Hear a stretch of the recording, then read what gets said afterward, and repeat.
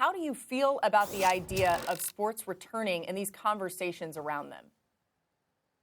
I think it's great, and I think we should be prepared to do it, because if we hope to complete anything on the calendar, and I think, as I've said earlier in the show, the league I have the highest hopes for is the NBA, because it won't require the same amount of testing as Major League Baseball or the NFL, because they've already played a lot of their season, so they don't have so much more to go. They can even skip the rest of the regular season if they had to. I mean, giving up local TV money at this point, you're just going to have to give up what you're going to have to give up to get this thing done. And because we've experienced seeing basketball games in empty gyms, and that's not like an odd feeling for us. But just as consumers, we've all been to gyms and watched basketball games and been in basketball games. But the NFL and Major League Baseball be really weird in front of empty stadiums. And we're just not as used to seeing it. So for all those reasons, I think the NBA is more. And then, by the way, as I mentioned, compared to like tennis or golf or boxing or the UFC, the NBA has strong, maybe not, I'll leave the UFC out of this because they have strong central control in Dana White, but there's strong central control, centralized power in the NBA that rests in Adam Silver. And so they can make quick decisions, they can enforce quarantines, things like that if they get buy-in from the players in a way that like the tour can't in golf or in tennis or boxing with a lot of different promoters and networks can't. So I have high hopes for the NBA. The only way to do it is to have the plan in place, probably have backup plans in place, and have everyone ready to go. So I love the fact that people are optimistic and hopeful and ready. I'm skeptical whether we'll be able to do this thing. And maybe if it's the NBA, it could be done in fits and starts. You know, you're going to have to, you ramp it up, you do it, then you shut it down for as long, and then you have to bring it back up. But there's a lot we still don't know about the coronavirus, whether this can be done. The NBA believes it can be done, Stephen A., with 15,000 tests, which includes the idea that you can't test asymptomatic players. That seems to suggest to me they'd need a strict quarantine without the families there. They may have to start and stop based on when the curve spikes or flattens. There are theories out there now saying we're not going to get a flattening. We're going to get like a plateau. It's just going to stay the same for a while. Does that mean it's more feasible that we can do something or less? It's hard to say. So there's so many unknowns that I doubt that we have football or baseball on a professional level. But I do think it's possible that the NBA can somehow get through this postseason, these playoffs, if in fits and starts, if necessary, only if they're ready. And I like the signs that we're seeing that, yeah, they're raring to go. Well, first of all, obviously, I'm not going to regurgitate my points about the NBA. You know where I stand on that. I've been saying for weeks that I believe they will have an NBA playoffs. I know it's something that they're gearing towards. They should gear towards it. I'm confident that they can pull it off. I'm excited about, what lies ahead in terms of an NBA playoffs. I think it's going to happen.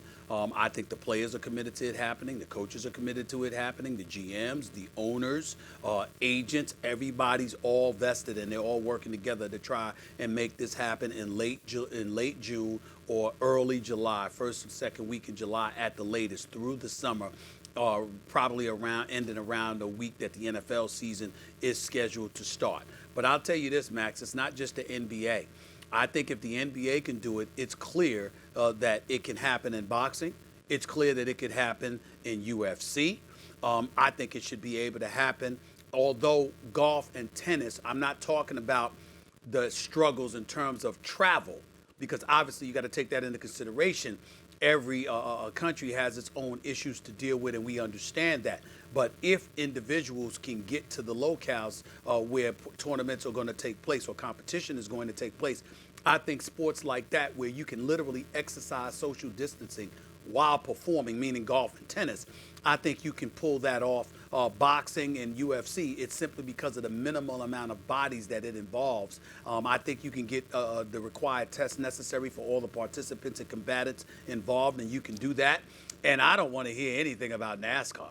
I mean, please. You're getting in the car. I'm not trying to say that you're not around anybody, but if there's a sport that exists that involves social distancing, how much more distancing can you get than being in your car and driving around the track? Ain't nobody in the car with you. So I definitely think that that's something that could happen as well. So again, listen to what we're talking about here. Basketball, obviously a team sport, involves a multitude of bodies. Lots of testing obviously need to take place, and I think that they can handle that. They're going to do what they do. But golf, tennis, UFC, boxing, and NASCAR, all I think are very, very plausible to have without fans in attendance. But the television the television networks can air these things, and people can watch it on their TVs at home, where most people should be anyway because of the times that we're living in.